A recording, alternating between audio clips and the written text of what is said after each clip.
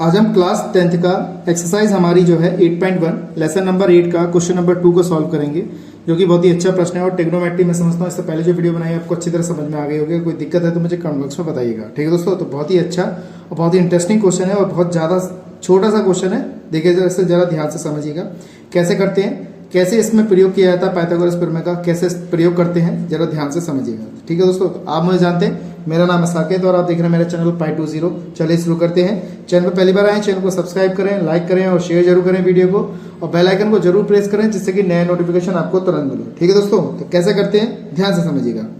मान लीजिए हमारे पास चित्र में ये दे रखा है कि चित्र में tan p माइनस के cot r का मान ज्ञात कीजिए। अब चित्र हमारा कहाँ है? चित्र हमारा यहाँ है, ठीक है दोस्तों। तो ये हमारा चित्र है, तो वो कह रहा है tan p, यानी कि यहाँ पे वो कह रहा है tan p minus cot r का मान कितना होगा। बहुत अच्छा प्रश्न है, तो इसकी हमें वैल्यू याद करनी है। कैसे करते हैं जरा ध्यान से समझिएगा, ठीक है दोस्तों। तो चित्र में हमारे पास tan p और हमारे पास क्या कह रहा है, cot r का मान ज्ञात करा रहा है, यानी कि p का और r का मान यहाँ पे ज्ञात करा रहा है। तो कैसे करते हैं समझिएगा। तो सबसे पहले हम क्या करते हैं, इस चित्र के हिसाब से सबसे पहले हम क्या करते हैं, यहाँ से पाइथागोरस प्रमेय से हम आधार निकाल लेते हैं, यानी कि क्यू आर का मान ज्ञात करते हैं। क्योंकि हमारे पास दो भुजाएं हमें दे रखी हैं, यानी कि हमें पी क्यू का मान पता है और पी आर का मान पता है। तो कैसे करते हैं देखिएगा। तो हमने सबसे पहले क्या किया, पाइथागोरस प्रमेय से इस क्यू आर की वैल्यू ज्ञात कर लेते हैं। तो कैसे करेंगे देखिएगा।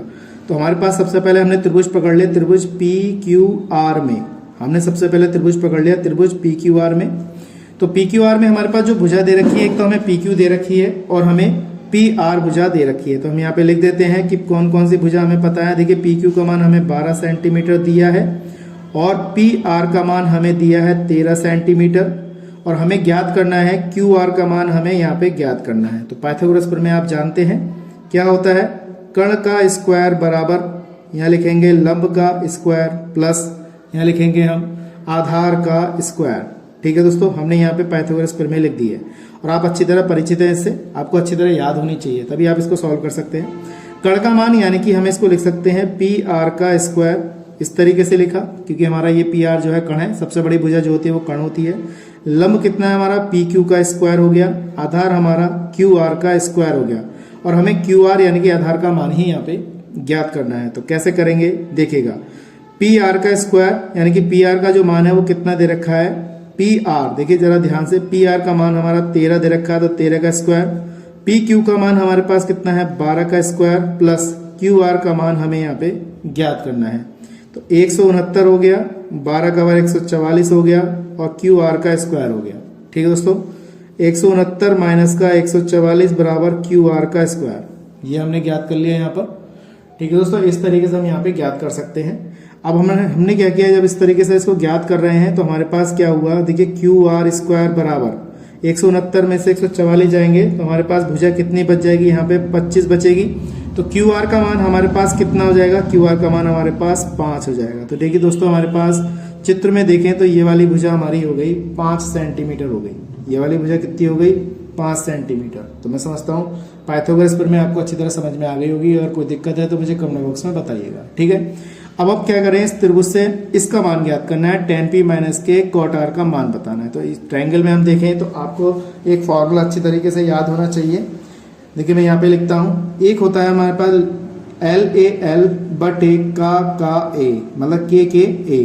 तो लाल बटे कक्का इसको कह सकते हैं, इसके अनुसार आप इसको यूज में ला सकते हैं, ठीक है दोस्तों। तो हम इसको कैसे यूज में लाएंगे वो आपको समझना है।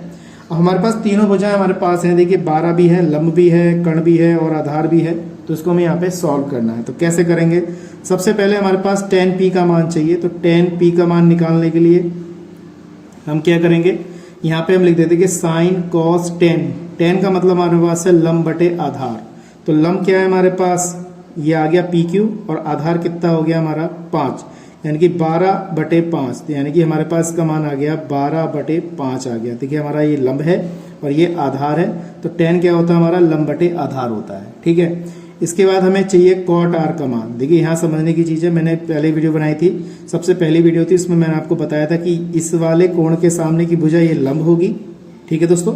और यहाँ पे हमारे पास देखिए इस भुजा के सामने की अगर हम ऐसे बात करें इस तरीके से, तो यहाँ पे देखिए हमारे पास ये p के बाद है, तो ये हमारा लंब होगा, ये कर्ण होगा, ये आधार होगा, ठीक है दोस्तों, तो मैं यहाँ पे यही कंफ्यूजन आपका दूर कर रहा हूँ कि हमें कैसे भुजा यहाँ पे ज्ञात करनी है। अब देखिए हमारे पास p की वैल्यू चाहिए, तो p के लिए हमारा ये लंब होगा और ये आधार होगा। तो यहाँ पे हम क्या करेंगे, इसको 5 बटे ये हमारा लंब और ये हमारा कितना होगा, आधार कितना होगा, 12 होगा। तो हम यहाँ पे लिखेंगे इसे 5 बटे 12। तो ये बात ध्यान रखनी है, हमारा ये लंब हो गया और ये आधार हो गया। जब हम r का मान ज्ञात करेंगे तो r के मान में हम क्या करेंगे, इसको ऐसे देखेंगे, तो इसके सामने का ये लंब हो जाएगा।